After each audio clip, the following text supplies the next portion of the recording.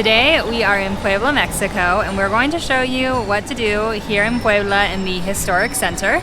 Puebla is only a 2.5-2-hour bus ride from Mexico City, so it's an easy trip to make and to extend your vacation or just to spend a lot of time here because it's a beautiful city. We walked from our Airbnb to the Zocalo, and on our way we bought tortas de tamal. A torta de tamal is literally a sandwich with a tamale in it, and it is delicious. Tamales here are more moist. In the US they end up being kind of dry a lot of times, and so it's really good. A very affordable breakfast option. Ours were 17 pesos each, so Nefi and I ate for less than $2 for our breakfast. They're very filling because there's a lot of bread and carbs, of course, and they're just delicious. So we grabbed that on our way. Now we are going to explore the Zocalo and the Puebla Cathedral and then check out a couple of the museums in this area.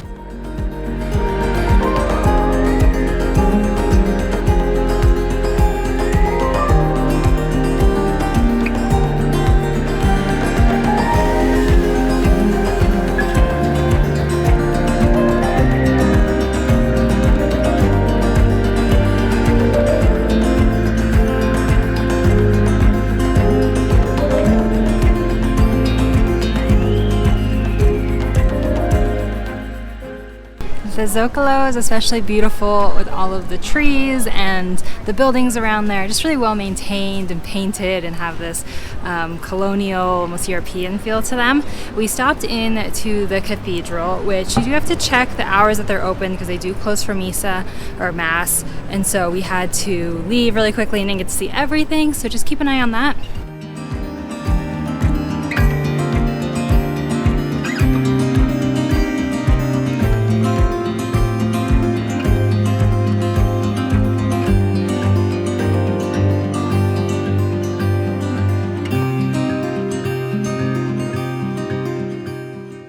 Then we walked over to the Museo Amparo, which is super cool. There are a few different exhibits. There were some contemporary exhibits. Not a huge fan of contemporary, so we wandered through those a little bit. And then there is a colonial 19th century kind of house setup, which is fun to walk through, and it was really empty. I think the best room was the last room, and it has 2 paintings by Diego Rivera and just 2 other really beautiful paintings. On the weekends, they have workshops that you can do, and in the summer they're doing this like kind of sketching drawing workshop of one of the paintings that's in the colonial 19th century house room. And we did get to do that. It's free. You go and sign up around 11, and they have it from 11 to 4 p.m.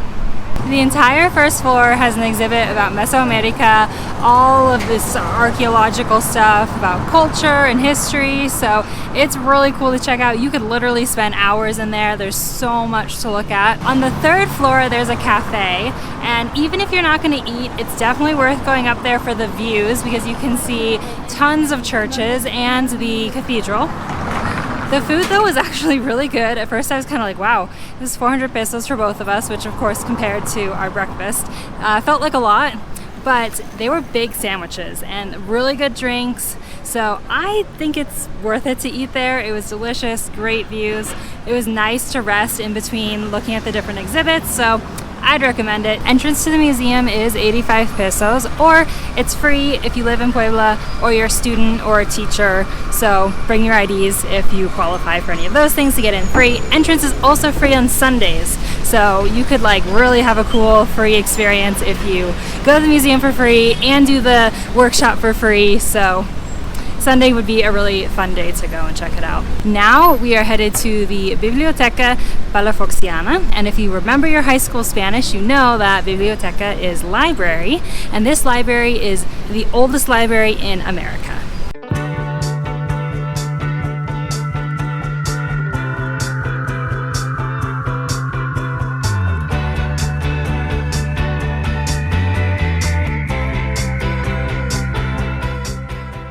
Yesterday it started raining, so our plans kind of got a little messed up. It got a little crazy and hectic as we were trying to escape the rain. So I'm going to pick up where we left off yesterday. We visited the Biblioteca Palafoxiana, which is the first public library in the Americas. Public meaning anyone that can or could read and write was able to enter. And it's named after the bishop, Palafox, who got the permission from the Vatican to make the library public.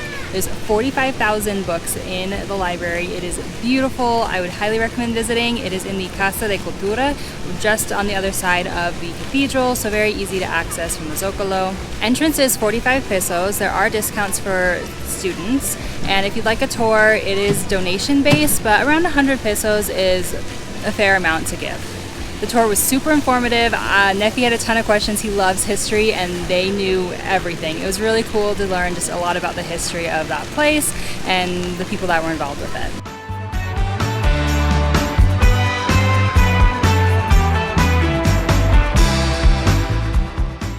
Then we headed to the Capilla de Santo Domingo.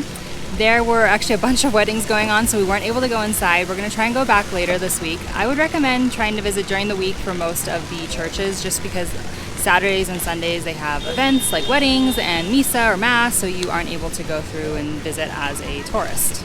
The Capilla de Santo Domingo is really close to the Calle de los Dulces, or the Street of Sweets, and it is just this street full with candy shops. And so there's all kinds of different candy, like bulk candy that you might find in like a piñata or other things, and then more traditional candies. I love the cinnamon candy from La Gran Fama. It's a very traditional old candy store in Puebla, so we stopped by there to get a sweet treat to enjoy. After walking through the Calle de los Dulces, we are headed to the Calle de los Sapos, which when we visited yesterday, it had rained, and so most of the vendors had picked up, so we're going to head over there again today, this morning, to get a better view of it. And then we also visited El Parian, which is the market, and we'll talk about that as well.